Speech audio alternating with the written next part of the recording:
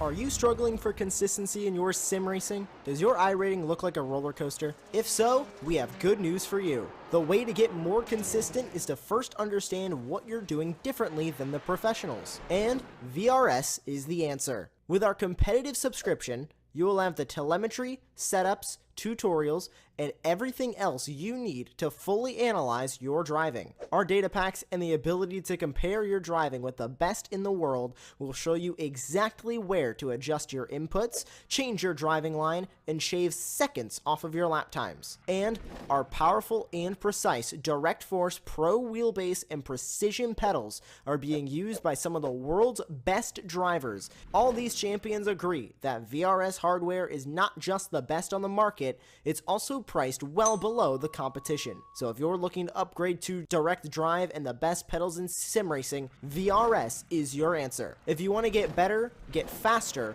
and make it happen sooner rather than later, you owe it to yourself to find out why so many people are switching to VRS. You'll be so glad that you did. Visit www.virtualracingschool.com and learn why the best use VRS.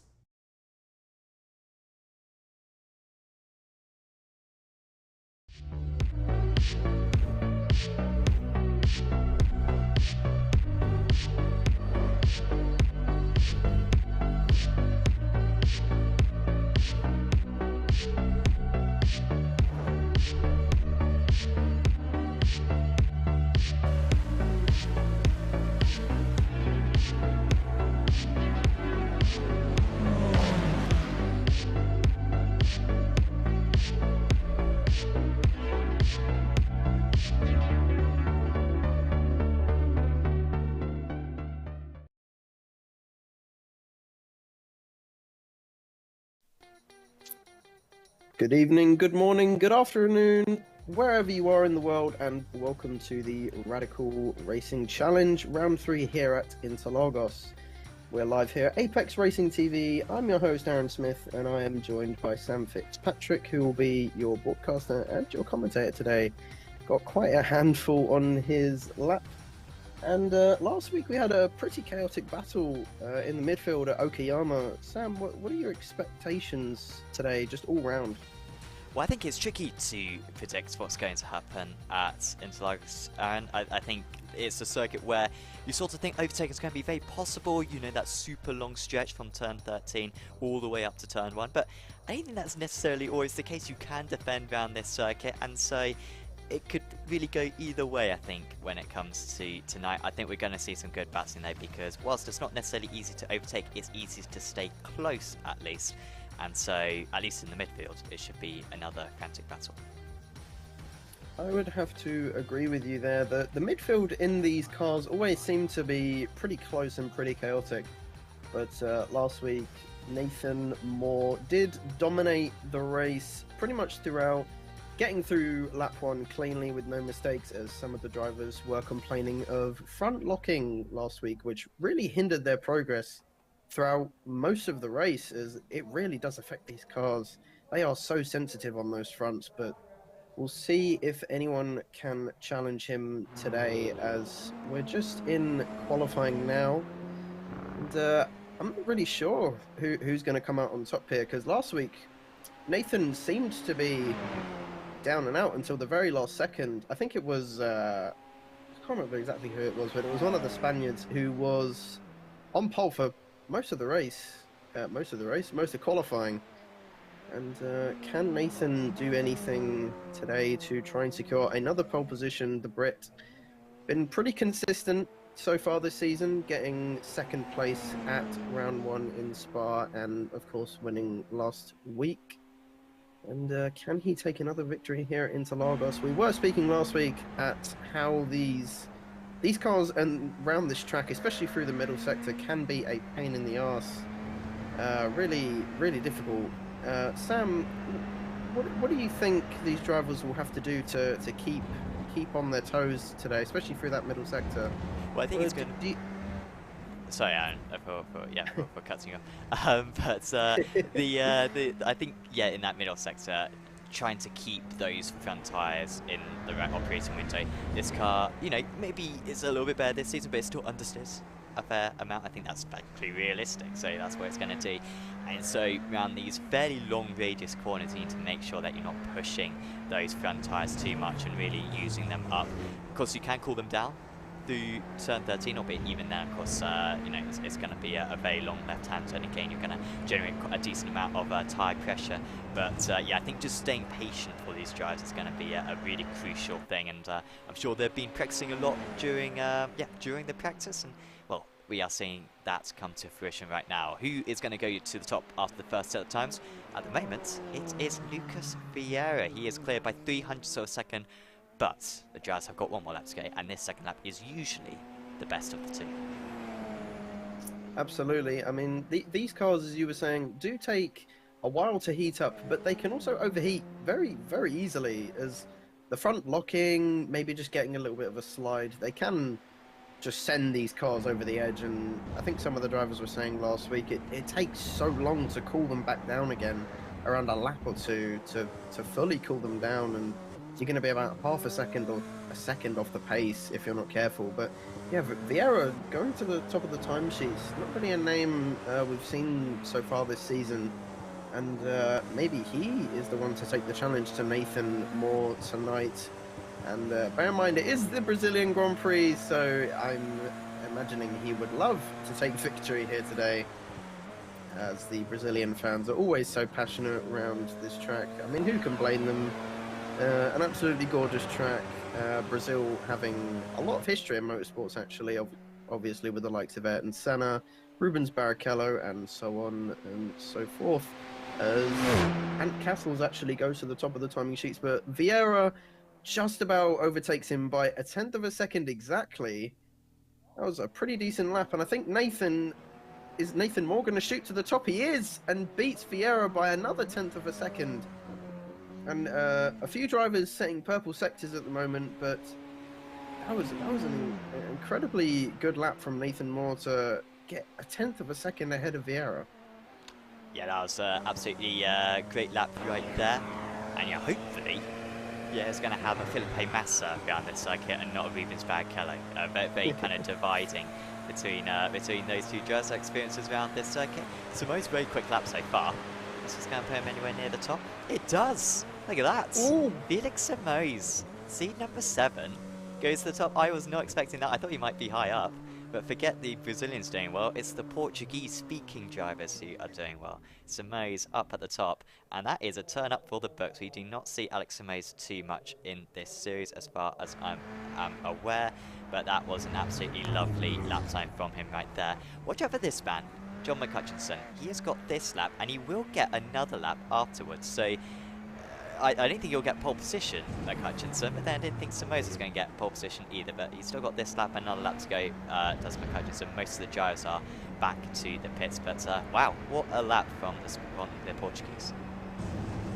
Yeah, that was very surprising. I didn't think anybody would get near that time. But yeah, beating him by 1/10 of a second. Everyone just getting 1/10 of a second ahead of each other. And also, Rafael Blanco getting 0.002 ahead of Vieira as well. We're having a lot of, especially at the top, it's very close. The top 8 separated by about half a second. And yeah, some people just pulling laps out of absolutely nowhere. And McCutcheon, as you were saying, still has another lap to go and is only 0.6 off. So who knows? He might be one to watch on this final lap. Yeah, I think it is close. This is what we want to see. I think this has been by far the closest we've seen so far this season. Spa, it was very spread out. We saw the top 2, Barber and Moore, really pull away from the rest of the field. Even though in qualifying, to be fair, it was fairly tight in the race, it was quite spread out. But tonight it seems to be very competitive. And yeah, like you said, extremely close amongst those top 8 drivers. And we'll probably get a little bit closer once McCutcheon joins them as well. How good is this lap at the moment? Unfortunately, well, we've seen personal best, green sector times in the bottom right there. I don't think this is going to be pole position for McCutcheon, but any time he can gain will be useful because just 1/10 of a second could be the difference for about 3 positions as he is racing up the hill. Then he's going to really push it for time, is McCutcheon, but he's got just about enough. Can he get on the front 2 rows of the grid? He goes 7th position, and he'll be a little bit disappointed, I imagine, about that, Aaron. Well, maybe, maybe not, but it's still a fairly decent lap from the Scotsman. I am going to take my hat off as it. I was not expecting him to improve on his position, but hey ho, you can never say never in racing. Felix Simoes on pole then here at Interlagos. Nathan Moore starting in 2nd place. Rafael Blanco in 3rd. Lucas Vieira in 4th. Ant Castles in 5th. Mark Montana in 6th. John McHutchinson in 7th. Tommy Wittens in 8th. Daniel Sedgley in 9th. Carl Cranswick in 10th. Pablo Loves in 11th. Robert Woodward in 12th, and in 13th place we have Kevin Norton. 14th place, apologies, is Kenji Mortara. 15th we have Alejandro Sola, and in 16th place we have Bartolome Pedzia. To round off your 16 car grid for today, watch quite a few of those names, I can guarantee. It's Apex Racing TV, Aaron. You're you have absolutely passed that test, because if you'd been competent or particularly competent at that, you would have been out the door immediately. You wouldn't have fitted in whatsoever. So yeah, that's all good on that one. Yeah, well, this is looking pretty fun. Simoes up on pole position, and looking back from him, you can see Blanco there, the Uruguayan Moore in 2nd position. It's just Sedgley to get onto the grid, and he is now there, and we are about to get running for this 25-minute race. Well, we're just waiting for the lights to go green here at Interlagos, just like the flag, of course. It's 5 lights, and we are underway here at Interlagos. And Simoes gets off to a very good start, but look at Blanco up from 3rd. Is he going to try and make it 3 wide into turn 1? Who's going to be the last on the brakes? I think it's Blanco into the lead from 3rd position. Spectacular start from him. And oh, we have a spin, and that's, I think that was Simoes into the wall. Just getting a little twitch on the exit of turn 2. And that's already his race pretty much over. And Blanco making an absolutely stunning start from 3rd place on the grid, and Vieira up to 2nd as they go inside. Oh my god, there's even more chaos. I'm not quite sure who that was who went off. I think it was Mark Montana. Oh my god, what an absolutely chaotic start, Sam. Yeah, it was Montana and was it Castles, I think, as well? He got a really good start because there was a poor start for Moore. He was down to 5th place, but he's back up into 3rd position now, is Moore. And just loads of changes. Woodward is up 6 places from his start. He's up into 6th place from 12th on the grid. An absolutely crazy opening couple of corners to this race. And Blanco is absolutely sprinting away, but Simoes must be so annoyed because that was a solo mistake in the end. It wasn't as though he made contact with another driver through turn 2. He just lost the rear end of the car, maybe on the cold tyres, and that sent him straight into the wall. And you're absolutely right, that is his day over. Yeah, I'm not quite sure what happened, if he tried to get on throttle too early or what, but yeah, whatever happened to Simoes, that is his race over. And such a shame starting on pole, a very surprising pole it must be said, but look at Nathan Moore now trying to bounce back from his poor start, trying to go for a move on Vieira around the outside of turn 1. Who is going to be last on the brakes? It's going to be Nathan nudging ahead ever so slightly. He's going to have the inside line for this next corner, and he's just going to nudge ahead of Vieira, I think. Oh, they're still side by side just about.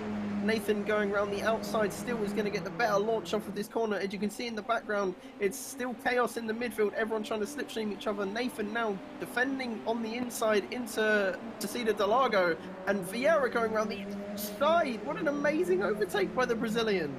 This is absolutely amazing racing for the top 2 positions. Oh my god, for 2nd place, and they're still side by side going into this next corner. Nathan still on the outside. As Vieira goes to the inside, we're going into the middle sector now. Nathan very late onto the brakes, coming into the middle sector. He's going to try and put a nose in. No, he just gets the door shut on him. Oh my word, what an absolutely amazing battle for 2nd place between these two. I mean, yeah, it was insanely late on the brakes there into turn 4. That was absolutely insane stuff from the Brazilian right there, and he is helping out Blanco so much. Blanco now leads by 3 seconds out ahead, and behind that was a brilliant battle, which honestly I wasn't really paying too much attention to, but out of all of it, Wittens is in 4th position now. Great to see him out there on circuit. Sedgley in 5th position and Woodward in 6th, and McHutchinson is catching up to these guys just behind. But I feel like this is just a matter of time, surely, because Morlock's much quicker. He goes for the dummy now. It's such a wide entry to turn 1, and it was a half-hearted defensive maneuver there from Vieira, and they're the other way around to what they were last time. That's a little bit of a turning out of the corner there from the British driver, but he does get ahead, and it's Vieira who slips down 3 positions in just a couple of corners.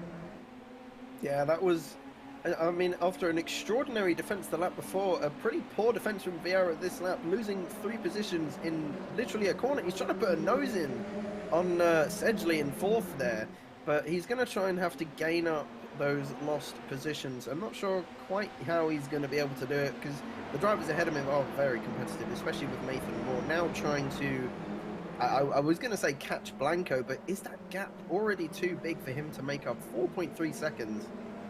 Yeah, we'll just have to see what Nathan Moore can do, as we see Woodward defending from McHutchinson behind. The 2 drivers from the British Isles, of course, from completely different countries, not related whatsoever. But yeah, Woodward firmly defending his position, nice and calm through the end of Sector 2, now coming towards the final sector. As ahead, Vieira trying to shove a nose on Sedgley's inside. And yeah, that gap at the top is already coming down to about 4.1 seconds, so Nathan is gaining, but will it be enough? Yeah, well, when you've got a dominant driver like Nathan Moore in a series, you need to have him a little bit of a challenge, and that's what he's got this evening. Challenging as well for Sedgley, who is trying to get past Vitsons, but was not able to on that occasion. Was 0.3 of a second faster on that previous lap. Of course, it was Vieira who dropped behind all these drivers on the last tour of the circuit, and now that he's lost the draft, this is becoming increasingly tricky for Vitsons. But into turn 4, it's surprisingly easy to defend. It's not as wide as turn 1. You just hug the inside white line, and it's kind of tricky to go for a move after this as well, albeit Sedgley is going to trust it, and he's actually already got his nose ahead. Now this is how aggressive Vitsons wants to be. Will he track out wide, really push his rival out? No, he left him a fair amount of space. Still, the battle is not over, and being such a wide infield section to this circuit, they can run side by side pretty much all the way to the end of the lap. But I feel like they may have to go into single file, because Sedgley has got that move done. He is ahead of Vitsons, and now his mission's got to be to break the draft. Maybe try to follow more up to the back of Blanco. Yeah, considering these cars are very understeering, going around the outside seems to be the favourable place to be, as Sedgley with a pretty spectacular move going around the outside of Wittens. It has to be said, congrats to him, gaining a place, moving him onto the rostrum in 3rd place, as we see Woodward now losing the position to McHutchinson, as Blanco does set the fastest lap of the race, but then Moore just goes ahead and beats it by 0.2 of a second, as Robert Woodward now slips down another place to Ant Castles as well on that main straight. Yeah, the draft for these guys seems to be working spectacularly well, and it's not really something you want to lose out on. And yeah, I mean, Sedgley without that slipstream from Nathan Moore ahead is really going to struggle in 3rd place. So yeah, as you can see, he's just losing so much time, even on that short run down to Descida del Lago. It's, even then, you lose so much time. Yeah, he's well, now this is his opportunity, because he only had about 3 corners to pull away on the previous lap, because he made the move in the midfield. Now he's got, or the midsection of the lap, sorry. Now he's got this whole midsection, this whole sector 2, to make a break for it, and it seems like Vieira is very aggressive behind as well. I think once Vieira has half a chance, he will be going for that position, and so that might be an opportunity to hold up Vitsons and allow Sedgley to get away. So the gap's up to 4.5 tenths of a second between P3 and P4, albeit I think there may have just been a small mistake actually from Sedgley. Maybe just a slightly different line. Actually, the gap contracted and then it expanded once again, and you can see he has got away ever so slightly. So is Vieira close enough himself in order to go for a move this time round, or is the slipstream still a little bit too strong? Nah, the Brazilian is too far back. Yeah, it was just too far back, as we see the battle for 10th place as well. Montana getting past Cranswick into, well, actually before turn 1, so yeah, that's just how powerful the slipstream is, getting moves done before you even reach the end of the main straight. But Yeah, as you were saying, with the little mini train that's going on between third and all the way down to about 7th place right now, in that slipstream, there's not really much you can do, as in 13th place we watch Alejandro Sola now trying to defend from Kevin Norton as they go side by side into turn 4, and Alejandro is just going to sneak ahead, but will Kevin get a better run? Oh, he's just trying to shove his nose down the inside as he now has the outside line for this next corner. Will he try and get the move done? He's a little bit late on the brakes and is extremely wide. Is he going to try and go for the cutback into this next corner? Not quite late enough on the brakes as Sola does lock up a little bit, which may put him under even more pressure than he was before. But yeah, the battle at the top at the moment is, well, not for first obviously, but from second, not second, third, from about third to 7th, it's looking pretty spicy. And it's going to be a challenge for any of these drivers to overtake, as that slipstream, it's sort of like a DRS train in Formula 1, as everyone's sort of just stuck behind us. Sola makes a tiny mistake on the exit of the final corner, but yeah, Daniel is now under... Actually, he's not under any pressure. My bad. He's pulled away a second from Wittens as Lucas Vieira and McHutchinson going side by side into turn 1. Hutchinson doing an astonishing job. Yeah, he got past him into turn 1. Hutchinson making a very good comeback so far, as we see Castles going wide on the exit of turn 3. And on the run down to Descida de Lago now, is Lucas going to try and go for a move? No, he just breaks a little bit earlier. But yeah, essentially now pulling away from this group and maybe securing 3rd place already. Yeah, I thought Vio was going to continue to move up, honestly, but it hasn't really been the case. And we know how good McHutchinson is. I mean, besides maybe Barber, Lopez, and Ming, I feel like he's probably won more races than anyone else in this in the broadcast. Maybe even more than Ming, actually. He might be the 3rd most winning driver in these strength of field races. There goes Vieira, though. I knew he was going to be aggressive. And there's so many corners in that midfield, or that middle section, sorry, that you have to take a very wide entry into, and you can really mug your opponents.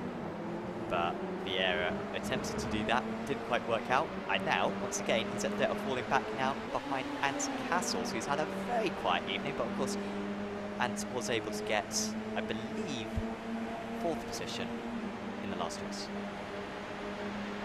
Yes, he had a pretty quiet last race, as he has done today, and he's going for that move into... Oh, he's going for a double move and he's collided with Hutchinson. Oh, he was way too late on the brakes and now is going to lose that position again to Vieira.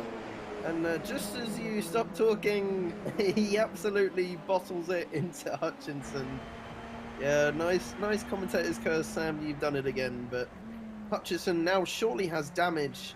I'm not sure how it will affect the speed of his car, but he's falling under pressure from Vieira now, and I'm not sure what he's going to be able to do. And this has allowed also Wittens to escape the grasp of the slipstream. So the top 4 now pretty much should remain as is until the end of the race, unless obviously a massive crash or someone makes a mistake. But yeah, already we're seeing massive mistakes coming out from these drivers, and now it's only the battle for 5th. And oh, a lock up for Kevin Norton, nearly running into the back of, I'm not sure who that was, I think that was Murata. But yeah, I'm just talking about mistakes, and everyone just keeps on making more. I'm not sure what's going on. I'm not sure if it's mid-race stress or what, everyone's just trying to make up places. But yeah, what's going on with these drivers, Sam? Yeah, I'm not sure. I think, yeah, it's just sort of half moves, I think, that a lot of these guys are trying. I don't know what was going on at the back there, honestly. I kind of cut to it, and it was just craziness. I think Norton was ahead of a couple of these drivers, and then actually went off the circuit on the exit of turn 6. And so that is why he dropped back as far as he has done. He's now in last position. It was Kazia who was moving his way through, actually. And Murata, yeah, also with a little bit of a slow lap that last time round. So I feel like Kazia might be passed fairly soon out on circuits. Try to get over here with shots. There we see.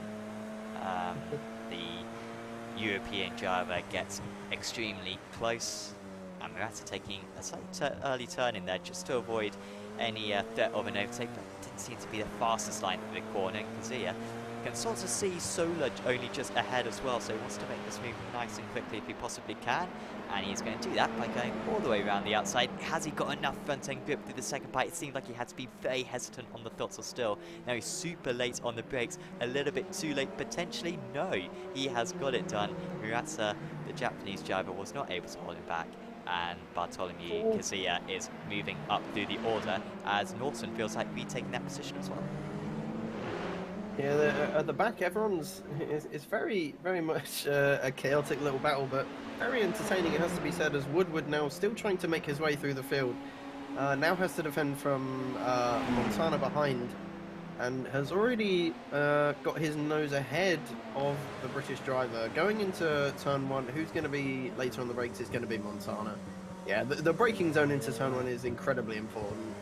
And yeah, you don't want to lock up your brakes like Castles did running into McHutchinson, but you also don't want to be too early letting your rivals through and possibly causing a big incident, as we now have a replay of the start. Yeah, I feel like there was a lot going on this one, and Simoes was at the front of it all. Actually, no, let's watch. I'm sorry, I'm changing angle constantly. There goes Blanco. I mean, what a start! And actually, it was a very good start for Vieira as well. There's maybe just a poor start for the front two, honestly.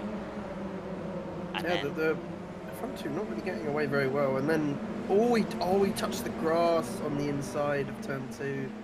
That makes sense. I thought he just might have lost it on throttle, but yeah, as you saw from that, he just clipped the inside. But yeah, Nathan going on the outside, the inside line, sorry, and just getting mugged by everyone else. And yeah, that contact at the front, it was absolutely chaos on that one. Everyone sort of jostling for position and trying to get ahead of one another. Yeah, I'll try to get another replay of that Montana instance of the starts. Maybe get an on-board of. Yeah, I'm not quite sure what happened, but as we see on board, he goes very aggressive on the defense and just clips Vieira in front of him and gets a tap from, I think that was McHutchinson behind too. I didn't even realize had such a good start as well. But yeah, as we cut back to the live action, we're on board now with Robert Woodward in 9th place, sort of by himself. Has a comfortable gap between 8th and 10th place, around 2 seconds each. But yeah, Blanco, I mean, what can you say? He narrowly missed out on pole by about 0.2 of a second, and got a good start, led into turn 1, and well, it sort of reminds me, you know, the saying, you don't win the race into turn 1. Well, you do sometimes, and Rafael Blanco is an exact example of that. You just gotta send it sometimes. He did, and it's paid off for him so far. Let's not try and curse him now. He hasn't won the race yet. Let's keep calm, everybody. He's not won yet, but with a gap of 3.2 seconds to more, I'm not sure there's much more that Nathan can do. Oh, that was such a poor joke, but yeah. It was. There's the gap favourite time, and you can see how it is. It's sort of maintaining more, was catching up, then he seemed to be sort of maintaining, then he's caught a little bit on that last lap. As what's going on with Dan Castles there?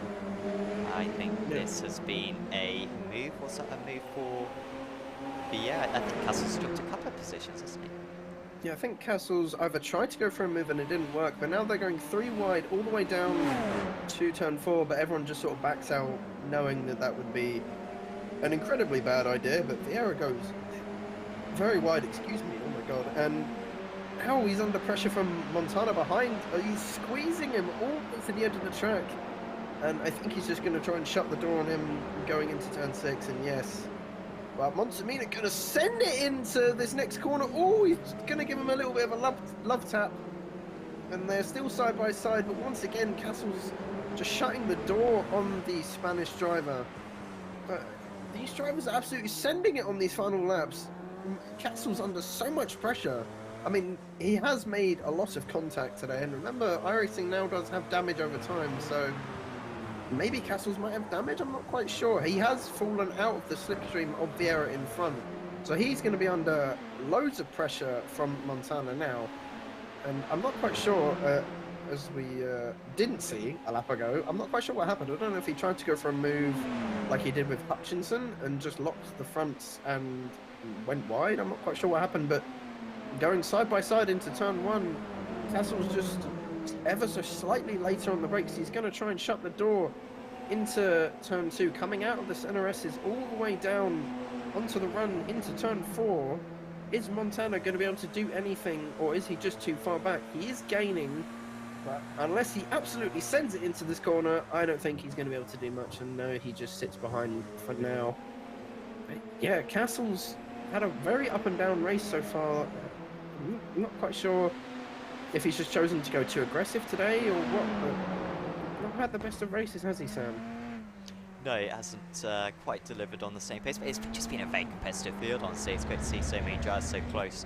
We've got the top 10 separated by about 15 seconds, and that's despite the very high sort of battling that we've had amongst sort of the drivers in the back there, and then Blanco just having a complete clean run of it. Sergio's had a clean run of it on the most part. He's trying to get a little bit closer right now to projects that is not the right way. We want this one. He's trying to get a little bit closer to more if he possibly can, and he is closing. Well, let's see what the lap times are on this time round. He is in the slipstream. He's gaining by a few hundredths of a second down this long straight, and it's another little bit quicker there for Sedgley. But he's only got 2 laps to go. That's a lovely line though to do. So I'm really settling the car, and he's gained another few hundredths of a second. It's little breadcrumbs right now, but eventually it might turn into an overtake. Yeah, and as you were saying, those little breadcrumbs will eventually lead to an entire slice of bread, and maybe even a loaf if you're lucky, but yeah, you just want to edge closer to the driver in front ever so slightly and not make any mistakes and try and get into their slipstream, as Vieira going very wide again and under pressure from Castles as well now. Is he going to try and go for a move around the outside? Or will he just tuck him behind? No, of course he will try and go for a move around the outside. But it's very hard to keep a nose in round that corner. And he's going to be very late on the brakes. Going to try and go for a move. He's going to shove his nose behind Vieira and just try and put the Brazilian under pressure wherever he can. And I think Castles would be better to just sit behind him, to be honest. Otherwise he's just going to get mauled down the main straight. Big lockups from Loves and Simos. Big lockups, and surprisingly no contact made. And yeah, this battling still going on for 6th place, and Vieira has sort of pulled away now, 0.4 of a second, but Blanco has now started the final lap. It is white flag, but Mort and Sedgley only separated by about 0.4 of a second. There's battles going all over the place. And Castles is now under pressure once again from Montana. Going into turn 1. Oh, they need to be careful not to hit Vieira. And Montana just gets ahead of the Englishman. What an amazing move there into turn 1. Very late on the brakes. Just about avoided Vieira. And wow, Sam, I'm surprised they didn't hit each other. Yeah, they were so deep on the brakes. A really nice line there from Montana to be able to get that one finished, as Loves is still having to defend from Simos, who of course started up on pole position. So most surprising how clean that car is. We haven't really seen him since that crash early on, because we thought he was done and dusted, but these radical SR10s are stronger than I had first thought. Even though they are one of the most fragile cars on the sim, I believe, at least the SR8 was. Loves is doing a really good job though at keeping that position. We'll see if he can hold on to it, maybe on the run to the line a little bit later on. But out in the lead, this man has absolutely dominated. Great start and really solid pace, and just not a sign of a mistake for this entire event.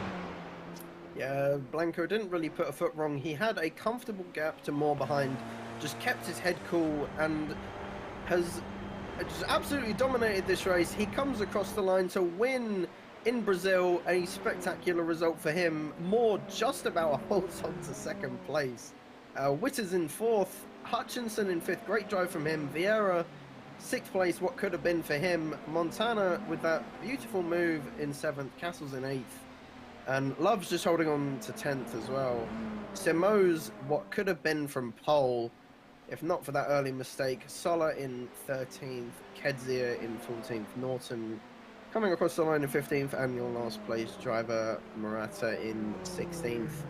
And an absolutely chaotic race, and yeah, this is what radicals should be. Absolute chaos as you see Blanco just doing some celebratory donuts. Well deserved from him. Didn't really put a foot wrong, had an absolutely amazing start, and comfortably led the field away.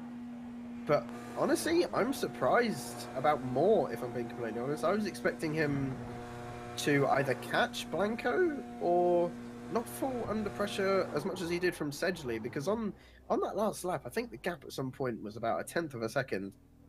But yeah, spectacular result for Blanco, and yeah, Sedgley up 6 places as well.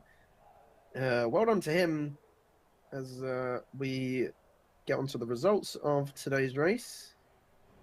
Oh, I need a breather after that. That was absolutely chaotic, but yeah, great racing all round, and I've already forgotten where we're going next week. But I hope to have more racing like that wherever we go here, Radicals, because this is what this series needs. It needs good racing like we had today. It was a bit chaotic with some ding dongs, but hey, that happens sometimes in racing, doesn't it, Sam? Yeah, it sure does. And yeah, I mean, back to your point about Moore, I thought once Moore got into clean air there, it was just a matter of time to caught up to Blanco. I really thought that he had the pace. It's not always the case that in qualifying you'll necessarily show your accurate pace. It might be more reflective come the race. And so even though Moore didn't get pole position, I thought, yeah, he will just catch up to the back of Blanco. And, you know, we shouldn't dismiss the fact that he was a bit faster than Blanco. I mean, he got that gap down from 4.5 seconds down to 2 seconds by the end. And Sedgley was maybe a little bit quicker as well, but it was not to the same scale. And of course, those guys had the advantage of having much less to lose than our race leader. But there is the results. Blanco, the race winner, 2 seconds ahead of Moore. Daniel Sedgley was in third position. Hopefully we see more of Sedgley in the future. Don't usually see him about. There was Tommy Vitton's great to see him in the championship, albeit it was a bit of a quiet race. John McHutchinson, really good pace from McHutchinson. It was just a bit of an underwhelming qualifying, and that race start, despite being a good launch, he wasn't too far up the road at the end of the first lap. Vieira was sort of slipping down, but he had a good battle with Montana and Castles, and he came out the top of that trio. Woodwards was in 9th position, not far behind, but you got to admit, probably was the 9th fastest driver out there tonight. Then was Pablo Lopez in 10th. Felix Simoes, what could have been for him, in 11th. Then was Carl Cranswick, Alejandro Sola, Bartholomew Kaiser, Kevin Norton, Kenji Murata, and then, as I press the correct button, have I pressed the correct button? Was that just everyone? Oh, that was just everyone. Apologies, I thought we had 18 drivers. There you go. 16 drivers, and that's everyone in the results. As, well, hopefully we'll get some interviews. We have had a few interviews so far this season. But we'll give the drivers a little bit of time to come in. I did just look at the next round of the championship, and it is what I believe, and I sometimes get these things wrong. I say these things very confidently often about the history of this series, but I believe this is the first ever time we'll be heading to Le Mans for a round of the Radical Racing Challenge, at least first time in a few seasons. That's sort of a different type of circuit, I feel like, and even more different than something like the Nordschleife, because the Nordschleife is still like a race circuit. With Le Mans, it's just straights pretty much, and racecraft, it's far less down to your pace, it's much more down to your tactics. Yeah, I mean, I haven't checked. I'm going to check while I talk, but yeah, I mean, we're going to see completely different racing next week at Le Mans, and yes, it's just the normal version. I was wondering if it was the no Oh man, chicanes variant. can you imagine? That would be absolute chaos. But yeah, I mean, next week is going to be even more chaotic than this week, I hope, as it's just going to be Slipstream Fest after Slipstream Fest. And then the Porsche curves, and then even more Slipstream and Slipstream and Slipstream and Slipstream until the end of the race. And we will have no idea who will come out on top, and it will be interesting to see what setups people go for, whether they might go for a medium downforce to try and be quicker, after the mole, Sam. Who knows? But I believe we have Nathan Moore waiting for an interview, Sam. Yes, Dragon, would you like to have a chat with him? I would indeed. I would love to have a chat to Nathan Moore. I always love chatting to a fellow Brit. Hello, Nathan. How was the race overall for you, do you think? Yeah, I mean, bittersweet, really. I mean, obviously you want to try and win all the time, but after such a poor start, I'm quite grateful for the second place, to be honest.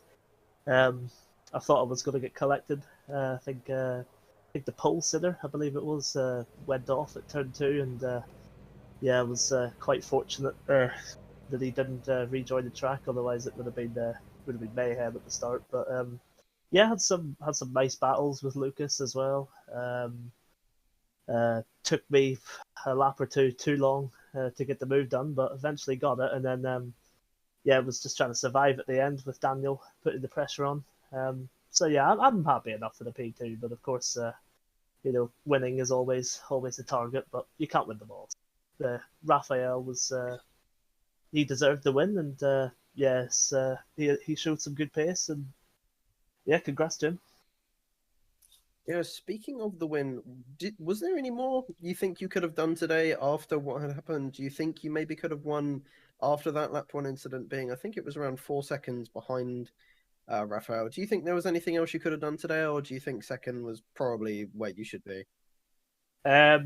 Yeah, I mean, after what happened at the start, I think second was the maximum. The gap was too big in these short races, and Raphael's no slouch, so it was I was trying everything. I think I cut the gap down by 2 seconds, but just wasn't enough. But I'm just glad to have survived the start. One thing I do need to work on is my lodge off the line. It's really poor at the moment, so yeah, I'm quite lucky to finish second, to be honest. Can't argue with that. I mean, a second place is a second place. We head to Le Mans next week. An absolutely scary thought, if I'm being completely honest. But what are your thoughts on going there next week? Yeah, I'm scared as well, to be honest. It's going to be it's going to be just a draft slipstream race between the entire field. I'm not really sure you can pull away, to be honest, but we'll have to wait and see. It's a different type of racing, the first few tracks. If you're quick enough, you'll be able to pull away and show your speed. But this next week is all about positioning your car in the right place at the right time, using the draft to your advantage, and yeah, it's going to be chaos, but it should be a lot of fun. Fair enough. And I can't wait for it. I think it's going to be absolutely chaos. Before you let you go, Nathan, is there anybody you would like to thank for tonight? Just a shout out to you guys as always, streaming these races. I think this was the highest strength of field so far this season, so it's definitely more popularity here in the Radical series. So it's very nice for you guys to always stream these races on Friday, and yeah, looking forward to next week. Thank you, Nathan, and good luck to you next week. As I was saying, I'm looking forward to it very, very much. That was your second place man, Nathan Moore. What could have been for the British driver, starting from second, finishing second. Overall, not too bad for him today, but maybe if he worked on his starts, maybe he could take victory next week at Le Mans. We shall see. But yeah, a great drive from Blanco, just get an amazing start, winning into turn one. As contradictory as it may sound, everyone loves to always say you don't win the race into turn one, but today was an exception, I think, and it shows that you should always send it at every possible occasion. And congratulations to him. Any final thoughts, Sam, on today's race? Yeah, just the really positive signs about how competitive this series is getting. I mean, to have when we were going through those final kind of order when everyone's crossing the line, it was sort of quite eye-opening. Just everyone was across the line within 30 seconds of one another, despite the fact that a lot of drivers had issues out there, and Blanco had a complete clean race. He could go as fast as he liked for that entire event, whilst everyone else was battling amongst each other. And so for it to be as close as it was, is really positive. And so I'm really looking forward to the rest of the season now that GT's drivers are getting the hang of this car, and the fact that, even around a circuit where, me and you were talking, Aaron, beforehand, where we didn't think that maybe too many people would sign up tonight, we still had over 30 entrants, so it is very positive stuff. So yeah, looking forward to the rest of the season if this is what we're going to have in store. Yeah, it was amazing racing tonight. Absolutely beautiful. And it's made me like this car ever so slightly more. However, I'm still not a fan, but hey ho, I digress. Hopefully, these battles will continue throughout the season, and well, just absolute chaos will ensue. I've been your host, Aaron Smith, here at Apex Racing TV, and I was joined by Sam Fitzpatrick, who had his hands full with the commentary and production today. GDs to Sam Fitzpatrick, and we shall see you all next week for Le Mans at France. Have a good night. Are you struggling for consistency in your sim racing? Does your iRating look like a roller coaster? If so, we have good news for you. The way to get more consistent is to first understand what you're doing differently than the professionals. And VRS is the answer. With our competitive subscription, you will have the telemetry, setups, tutorials, and everything else you need to fully analyze your driving. Our data packs and the ability to compare your driving with the best in the world will show you exactly where to adjust your inputs, change your driving line, and shave seconds off of your lap times. And our powerful and precise Direct Force Pro wheelbase and precision pedals are being used by some of the world's best drivers. All these champions agree that VRS hardware is not just the best on the market, it's also priced well below the competition. So if you're looking to upgrade to direct drive and the best pedals in sim racing, VRS is your answer. If you want to get better, get faster, and make it happen sooner rather than later, you owe it to yourself to find out why so many people are switching to VRS. You'll be so glad that you did. Visit www.virtualracingschool.com and learn why the best use VRS.